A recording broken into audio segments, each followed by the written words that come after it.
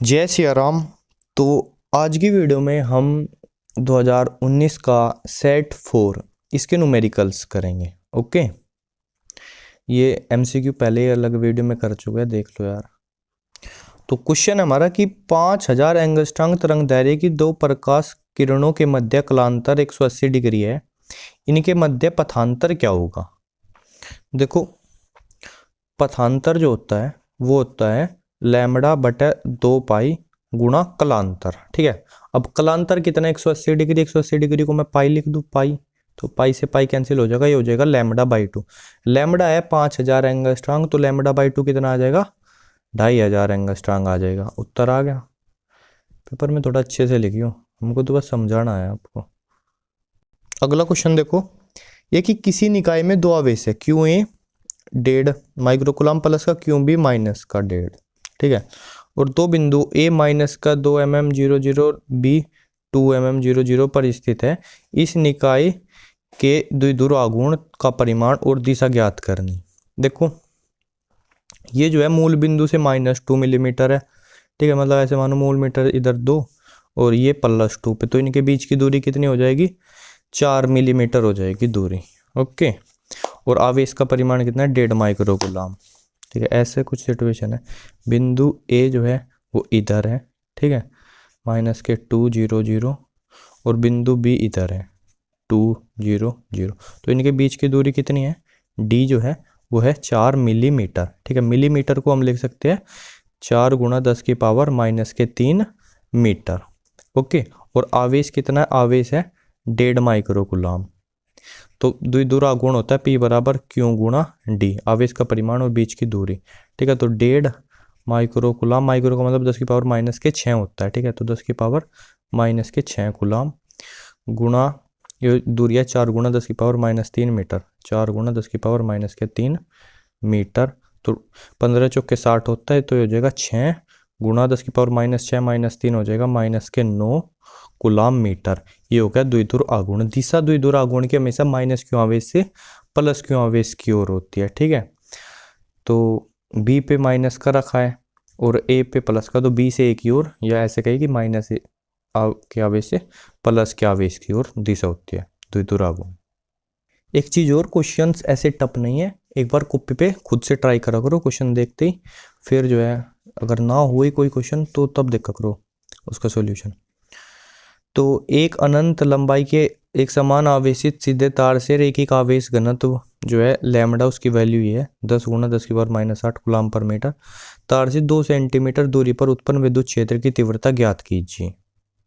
तो देखो, यहाँ पे विद्युत क्षेत्र का फॉर्मूला होता है 1/4 पाई एप्सिलॉन नॉट 2 लैम्बडा बटा r।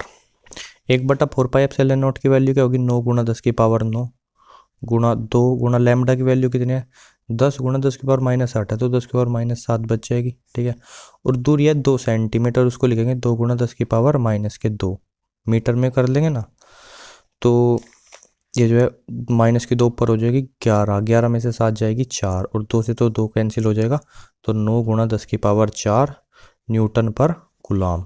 यह आंसर आ गया। ठीक है, तो भाई फॉर्मूला यार ना बोलियो यार, फॉर्मूला याद रखियो। ओके, तो अगला क्वेश्चन देखो, एक छोटा छड़ चुंबक है जो एक समान बाह्य चुंबकीय क्षेत्र में 0.3 टेस्ला का चुंबकीय क्षेत्र है, उसके साथ 30 डिग्री का कोण बनाता है। ठीक है, इस पर इतने न्यूटन का बल आघूर्ण लगता है, तो जो है चुंबकीय आघूर्ण का मान ज्ञात कीजिए। देखो, बल आघूर्ण का फॉर्मूला होता है टो बराबर mb और जो है साइन थीटा। अब देखिए, टो का वैल्यू इसने दिया है 4.5 × 10⁻⁻2 न्यूटन मीटर। एम हमें निकालना है, बी की वैल्यू 0.3 है।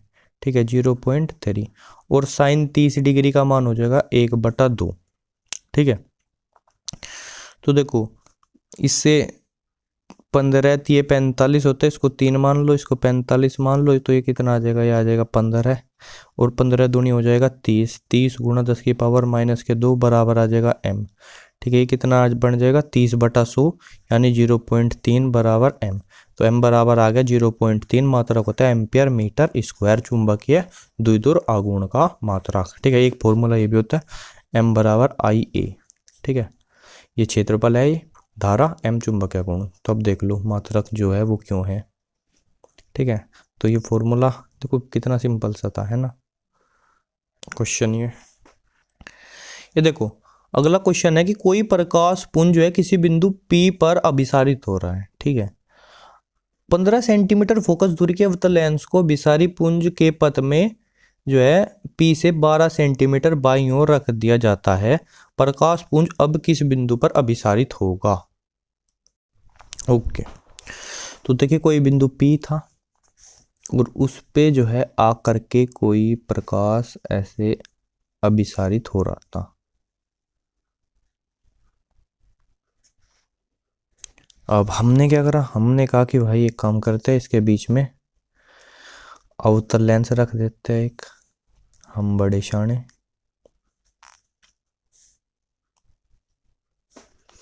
अब ये अवतल लेंस क्या करेगा, अब ये अवतल लेंस प्रकाश को थोड़ा फैलाएगा, जिस वजह से प्रकाश यहाँ से ना अभिसारित होकर अब आगे किसी बिंदु पे अभिसारित होगा।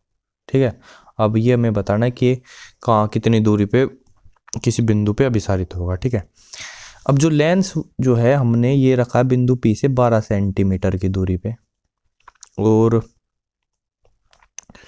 जो है इसकी फोकस दूरी है क्योंकि अवतल लेंस है तो वो है -15 सेंटीमीटर। ओके, अब जो है अगर हम लेंस सूत्र लगाएंगे यहाँ पे, वस्तु तो हमें पता ही नहीं वस्तु कहाँ रखी है। ठीक है, लेकिन हमें ये पता है कि उसका प्रतिबिंब इधर बनने वाला है। ठीक है, यहाँ बनने वाला था, बीच में लेंस रख दिया, तो ये जो पहले बिंदु P पे प्रतिबिंब बनना था वो क्यों पे जाके बन रहा है नहीं। ठीक है, तो मतलब बिंदु P पे जो प्रतिबिंब बन रहा था उसको इस लेंस ने क्यों पे कर दिया। तो ये जो P है ये इस लेंस के लिए आभासी वस्तु का कार्य करेगा। किसका कार्य करेगा, आभासी वस्तु का कार्य करेगा। ओके, तो वस्तु की दूरी हमारी हो जाएगी 12 सेंटीमीटर। ओके, और प्लस की है क्योंकि ये राइट साइड में। फॉर्मूला लगाएंगे हम, 1/f बराबर 1/v माइनस 1/u। ओके, या फिर इसको इधर ले आते हैं, 1/f प्लस 1/u बराबर 1/v। 1/f की वैल्यू क्या है -15 और प्लस u की वैल्यू 1/12 बराबर 1/v। एलसीएम कितना आ जाएगा इनका 60 -4 + 5, 12 × 5 60 होता है, 15 × 4 60 होता है, 1/v। यहाँ से v आ जाएगा कितना 60 सेंटीमीटर आएगा। प्लस का मतलब इसी डायरेक्शन में जो है जा करके प्रकाश अभिसारित होगा, इस यहाँ से इस लेंस से जो है 60 सेंटीमीटर की दूरी पर। ओके, ये आंसर है हमारा। P से दूरी बोले तो P से दूरी कितनी हो जाएगी, 60 में से 12 घटा के 48 दूरी हो जाएगी। P से और 48 आगे जाके अभिसारित होगा। ठीक है, तो बस ये करना था हमें, थोड़ा सा हल्का सा कंसेप्ट। ओके, अब देखो जो है एक पदार्थ है, एक पदार्थ की देली तरंग दैर्घ्य जो है वो है 6000 एंगस्ट्रॉम, और इस पदार्थ पर हमने 5000 एंगस्ट्रॉम का प्रकाश डालने पर उत्सर्जित फोटो इलेक्ट्रॉनों की अधिकतम गतिज ऊर्जा क्या होगी वो ज्ञात करनी है। तो देखो देली तरंग दैर्घ्य कितनी दी है, λ0 बराबर है 6000 एंगस्ट्रॉम। ठीक है, और हमको पता है W बराबर क्या होता है, कार्यफलन hc/λ0, ये रिलेशन होता है इनमें। इसकी वैल्यू हमको पता है, हम लिखते हैं हमेशा 1240 इलेक्ट्रॉन वोल्ट नैनोमीटर। ओके, तो ये 600 नैनोमीटर लिख सकते हैं हम 6000 एंगस्ट्रॉम को, तो नैनोमीटर से नैनोमीटर कैंसिल, तो ये आ गया 124/60 इलेक्ट्रॉन वोल्ट।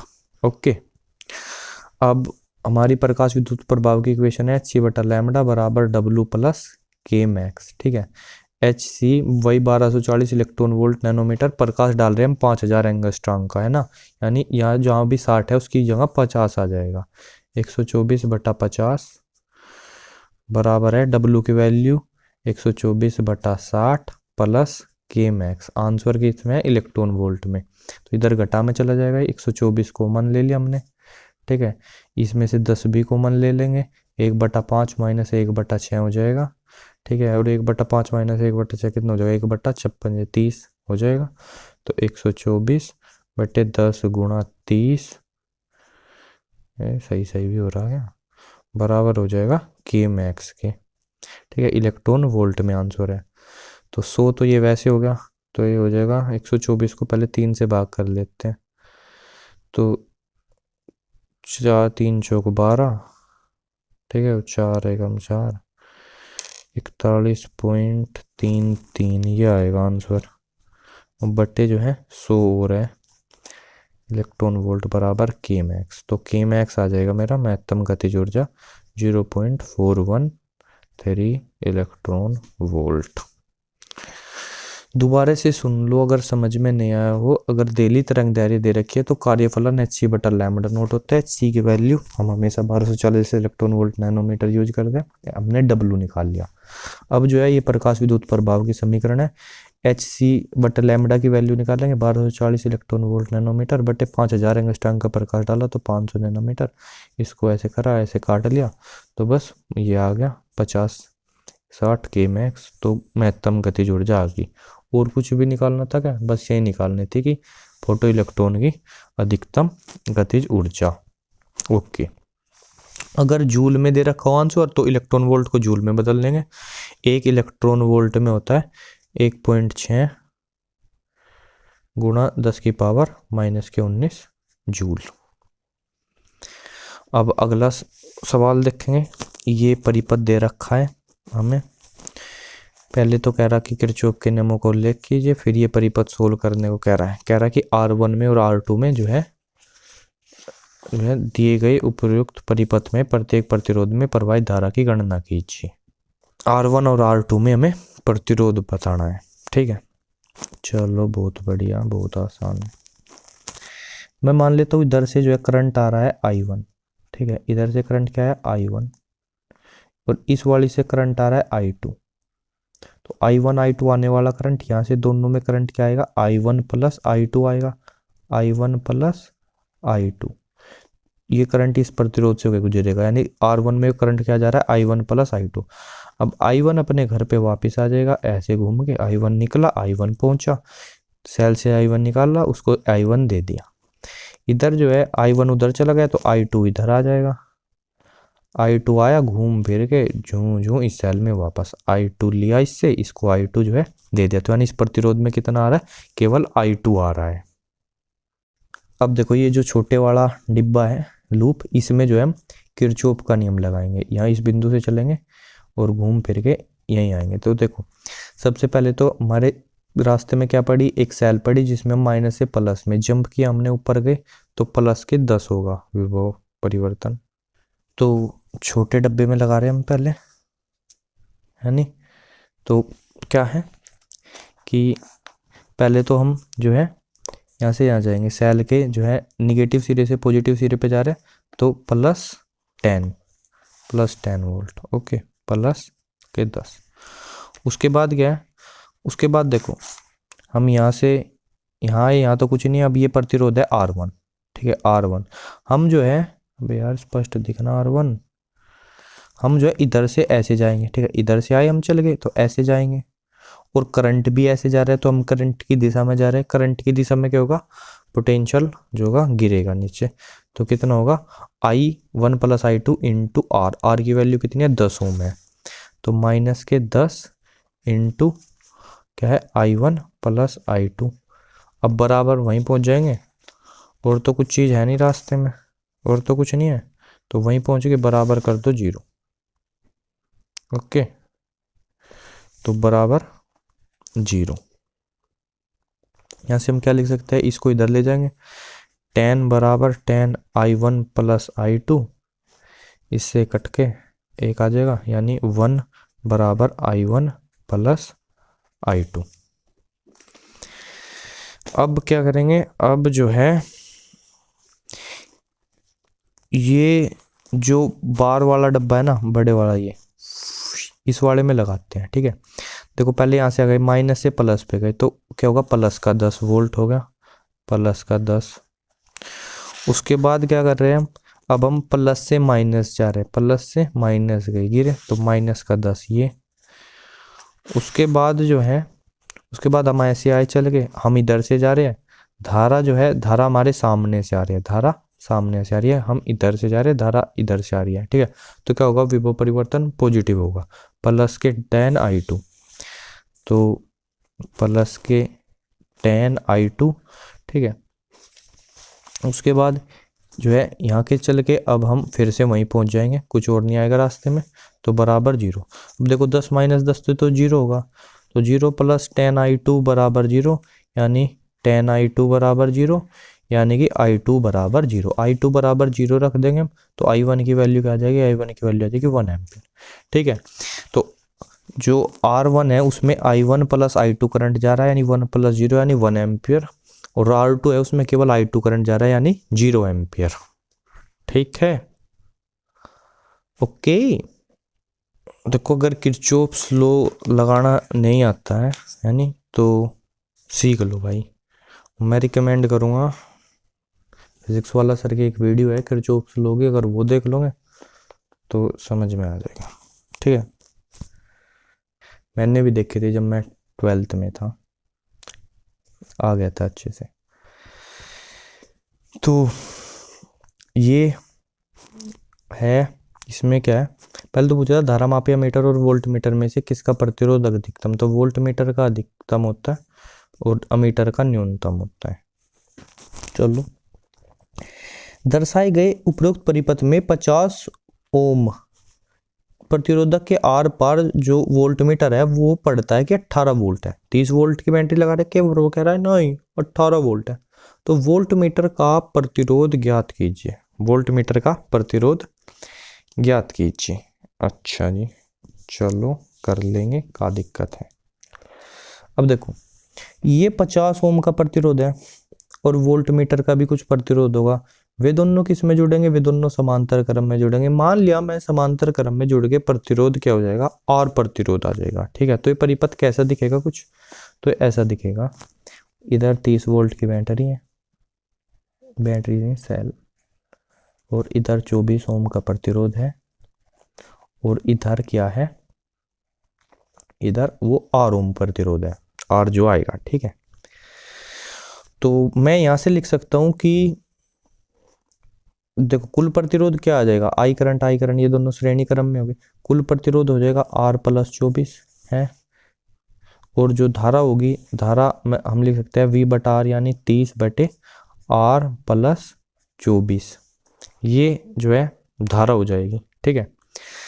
एक और चीज है कि इस आर प्रतिरोध में से आई करंट जा रहा है, और जो वोल्ट मीटर है उसने यहाँ पे पढ़ा 18 वोल्ट, यानी जो मेरे पास आई और आर इसकी जो वैल्यू है वो कितनी है, वो है 18 वोल्ट, ठीक है। तो यहां से मैं आई की वैल्यू निकाल लूँ अगर, तो आई की वैल्यू यहाँ से कितनी आ जाएगी, 18 बटे आर, लेकिन यहां से आई की वैल्यू कितनी है, 30 बटे आर प्लस 24। ओके, तो ये दोनों वैल्यूज बराबर रख देते हैं, 30 बटे आर प्लस 24 बराबर 18 बटे आर, 36 18 56 30, क्रॉस मल्टीप्लाई करें 5 आर बराबर 3 आर प्लस 24 दिए 72, इधर घटा में गया 2 आर बराबर 72, तो आर बराबर कितना आ गया, आर बराबर आएगा 36 ओम, 36 दूनी 72। ओके, तो आर आ गया कितना, 36 ओम। अब ये 36 ओम क्या से आया है, ये 36 ओम जो है उस 50 ओम के प्रतिरोध के साथ, 50 ओम के प्रतिरोध के साथ वोल्ट मीटर के प्रतिरोध को जोड़ के आया है, ठीक है। तो हम लिखेंगे वो भी समांतर क्रम में कि 1/36 जो है वो बराबर 1/50 प्लस 1 जो वोल्ट मीटर का प्रतिरोध है उसको आर वी ऐसे लिख देते हैं, ठीक है। तो इसकी वैल्यू मेरे को निकालनी है आर वी की, तो इसको जो है इधर घटा में ले जाते हैं, 1/36 माइनस 1/50 बराबर 1/आर वी। तो 18 पंजे 90 तो 900 लिख लेते हैं, इसका एल्शियम 36 से 900 डिवाइड करेंगे कितना आएगा फिर, 36 पंजे 180 और 180 पंजे 900, तो एलसीएम लिख लेते हैं 36। ठीक है, तो वो कितना आ जाएगा, इधर यहाँ पे आ जाएगा 25 और माइनस इससे तो 50 से करेंगे, आ जाएगा 18। ओके, बराबर 1/RV। तो 7/900 बराबर 1/RV, तो वोल्ट मीटर का प्रतिरोध हो जाएगा 900/7 ओम। ओके, 7 एकम 7, 2 जीरो, 7 दूनी 14, 6 जीरो, 7 अट्ठे 56, 4, 7 पंजे 35, 5, 7 सत्ते 49, इतने ओम जो है आंसर आ जाएगा 128.5। ठीक है, दोबारा से समझो, हमने 50 ओम का जो चित्र में था और ये इसका जो वोल्ट मीटर का प्रतिरोध है, हमने माना कि जुड़ के आर हो जाएगा। ठीक है, हमने यहाँ से करंट निकालना और हमने कहा कि जो वोल्ट मीटर है वो 18 वोल्ट पड़ रहा है, यानी आई की वैल्यू, जो करंट आई फ्लो करेगा इसमें, आई इंटू जो आर है, इसकी वैल्यू कितनी आएगी, 18 वोल्ट आएगी। इसी के सिरों में तो वोल्ट मीटर जुड़ा है। ठीक है, 18, तो आई की वैल्यू 18/R, आई की वैल्यू ये बराबर रखी, आर की निकाल ली, आर 36 है। अब 36 जो है वो 50 को इसको समांतर क्रम में जोड़ गया था, तो इसकी वैल्यू आएगी ये 128.57 ओम, यानी 900/7 ओम। अब देखो लो, अगला क्वेश्चन है, चुंबकीय क्षेत्र का फ्लक्स एक बंद चालकीय लूप में समय के साथ समीकरण फाई बराबर AT² plus BT plus C के साथ अनुसार परिवर्तित हो रहा है। ए बी सी के मात्रक ज्ञात कीजिए। यदि ए की वैल्यू 0.3 है, बी की 0.6, सी की 0.8, तो टी बराबर 2 सेकंड पर प्रेरित विद्युत वाहक बल की गणना कीजिए। देखो 5, अरे हिल मत यार, 5 बराबर क्या है, AT² प्लस BT और प्लस C। ठीक है, फाई का मात्रक होता है वेबर, तो ए का मात्रक हो जाएगा वेबर बटा सेकंड स्क्वायर, ठीक है सेकंड, बी का हो जाएगा वेबर बटा सेकंड, और सी का क्या हो जाएगा, सी का वेबर ही हो जाएगा। ठीक है, बहुत बढ़िया, शाबाश। ओके, अब दूसरी बात, प्रेरित विद्युत वाहक बल ई होता है, एक्चुअली वैसे तो माइनस का डी फाई आई, तो माइनस छोड़ो, में वैल्यू निकालनी है, तो D phi by D T. Okay, यानी इसका टी के सापेक्ष अवकलन करेंगे। ए तो ऐसे कैसे, टी स्क्वायर का क्या हो जाएगा 2t, तो ये हो जाएगा 2AT प्लस पी टी का हो जाएगा बी। ठीक है, अब जो है टी बराबर, ए की वैल्यू है 0.3, बी की वैल्यू है 0.6 और टी की वैल्यू है 2 सेकंड, तो 2 गुणा 0.3 गुणा 2 प्लस के 0.6, ये हो जाएगा 4 × 12, 1.2 प्लस 0.6 यानी 1.8 वोल्ट। ये आ गया आंसर। ये क्वेश्चन जो अगर आप पढ़ते हो, किताब उठा लेते हो, तो कई बार आपके सामने आया होगा पहले भी, विद एग्जैक्टली सेम वैल्यूज, है नहीं, 2023 के सेट्स में भी आया था ऐसा है। ओके, तो एक बार ये क्वेश्चन और देख लीजिए, प्रत्यावर्ती धारा के वर्ग माध्यम मूल मान से क्या तात्पर्य होता है। IRMS वैल्यू मतलब प्रत्यावर्ती धारा की वो वैल्यू जो कि उस दिष्ट धारा के बराबर हो, जिनके जब इन दोनों के द्वारा जो है परिपथ में शक्ति क्षय बराबर हो। ठीक है, मतलब जितना शक्ति क्षय दिष्ट धारा कर रही है वो, ठीक है, उतना ही उतनी वैल्यू की प्रत्यावर्ती धारा कर रही है IRMS। ठीक है, एक परिपथ में की धारा कुछ समय के लिए I बराबर I0 T अपॉन टो दी गई है, टो कॉन्स्टेंट है यहाँ पे, तो T बराबर 0 से T बराबर टो तक के समय के लिए इसका वर्ग माध्य मूल मान ज्ञात कीजिए। देखो वर्ग माध्य मूल मान हम क्या करते हैं, कैसे ज्ञात करते हैं, IRMS बराबर, देखो वह वर्ग, पहले तो धारा का वर्ग करेंगे, फिर क्या लेंगे, अब उस धारा का एवरेज लेंगे। ठीक है, वर्ग माध्य और फिर मूल यानी उसका रूट लेंगे। ठीक है, धारा का स्क्वायर, उसका एवरेज और रूट। अब देखो I² का एवरेज कैसे निकाला जाता है, I² का एवरेज हम लिखेंगे I² dt upon integration integration dt। ये हो जाएगा कि कोई भी क्वांटिटी जो t पे निर्भर करती है उसका एवरेज ऐसे ही निकाला जाता है। ठीक है, I² dt पे इंटीग्रेशन dt। ओके, तो यहाँ से रूट अभी फिलहाल बाद में लिख लेंगे, तो IRMS का स्क्वायर लिख लेते हैं। IRMS का स्क्वायर वो क्या हो जाएगा, integration I² dt upon integration dt। तो टाइम कितना से कितना है, वो है 0 से टाउ तक। ठीक है, यहाँ भी 0 से टाउ तक, तो आई स्क्वायर की वैल्यू लिख लेंगे, आई की वैल्यू है आई बराबर है I naught T by tau constant है तो उसको बाहर लिख लेते हैं, ठीक है, I naught by tau T. तो आई स्क्वायर क्या हो जाएगा, इन दोनों का भी स्क्वायर और टी का स्क्वायर। ओके, तो ये कॉन्स्टेंट वैल्यू इसको बाहर लिख लेंगे, आई नोट का स्क्वायर और टो का स्क्वायर, और जो है इंटीग्रेशन में बचेगा सिर्फ टी का स्क्वायर और डी टी। ओके, और नीचे जो है डी टी का इंटीग्रेशन हो जाएगा टी। ओके, और उसमें लिमिट रखी जाएगी कहाँ से कहाँ तक, 0 से टाउ तक। ओके, तो कुछ बायो के बच्चे होंगे उनको जो है इंटीग्रेशन नहीं पता होगा, तो मेरे भाई देखो थोड़ा बहुत तो यार 5-10 मिनट 20 मिनट इसको दे के सीख लो, ठीक है। टी स्क्वायर का समाकलन हो जाएगा टी की क्यूब बटा 3, और ठीक है, और सीधा डी टी का हो गया टी। तो आई नोट बटा टो स्क्वायर, टी स्क्वायर का क्या हो जाएगा, टी की क्यूब बटा 3, और लिमिट्स क्या है इसकी 0 से टो तक, और नीचे इसमें लिमिट रखेंगे टी की वैल्यू एक बार टो रखी जाएगी, माइनस लगा के एक बार 0, ठीक है। तो टाउ बचेगा, कर लिया टाउ स्क्वायर यहाँ है, तो आई नोट स्क्वायर बटे जो है इधर हो जाएगा टाउ क्यूब, और इसमें वैल्यू रखेंगे एक बार टी की वैल्यू टाउ, तो टाउ क्यूब बटे 3 और एक बार रखेंगे 0, ठीक है। तो ये हो जाएगा इधर लिख लेते हैं I naught tau cube, I R M S का स्क्वायर लेके चले थे ना, तो आई आर एम एस का स्क्वायर बराबर क्या होगा, देखो आई नोट स्क्वायर बटे tau cube into tau cube बटे 3, इससे कैंसिल हो जाएगा। तो आई आर एम एस का स्क्वायर ये हो जाएगा आई नोट स्क्वायर बाई 3, या फिर आई आर एम एस हो जाएगा आई नोट बाई रूट 3। ओके, ये हो जाएगा हमारा आंसर। बोलो जय सिया राम। ठीक है, तो देखो कुछ नहीं, बस हल्का सा वैल्यू रख के आएगी, जैसे वैसे भी तो निकालते तो आई बराबर आई नोट साइन ओमेगा टी लिखा करते थे ना, जब आई वैसे होता था उसका भी इंटीग्रेशन कर देते, जो इस भी तरीके से मुकवाई दिया है वही रख के इंटीग्रेशन कर दिया। ठीक है, तो इम्पोर्टेंट सी चीज़ है, मतलब थोड़ी सी अगर जो बच्चे ज़्यादा प्रैक्टिस ही नहीं करते उनको अजीब लग सकती है। देखो अब आखिरी क्वेश्चन है इसमें, हाई गेन्स का द्वितीयक तरंगिका का सिद्धांत, वो तो अलग बात है, न्यूमेरिकल्स चल रहे हैं पे।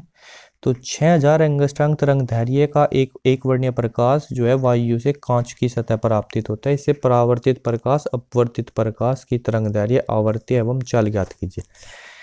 पहली चीज, जो परावर्तित प्रकाश के लिए तरंग दैर्घ्य जो थी वही रहेगी 6000 एंगस्ट्रॉम। चाल जो है वायु में प्रकाश की 3 गुना 10⁸ मीटर पर सेकंड लेंगे, और आवर्ती जो है आवर्ती निकाल लेंगे कैसे, न्यू बराबर होगा सी बटा लैम्बडा। देखो फॉर्मूला क्या होता है, न्यू बराबर सी बटा लैम्बडा। सी क्या है, प्रकाश की चाल 3 गुना 10⁸ मीटर पर सेकंड, और लैम्बडा कितना है 6000 एंगस्ट्रॉम है, तो 6 गुना 10⁻⁻7 मीटर है।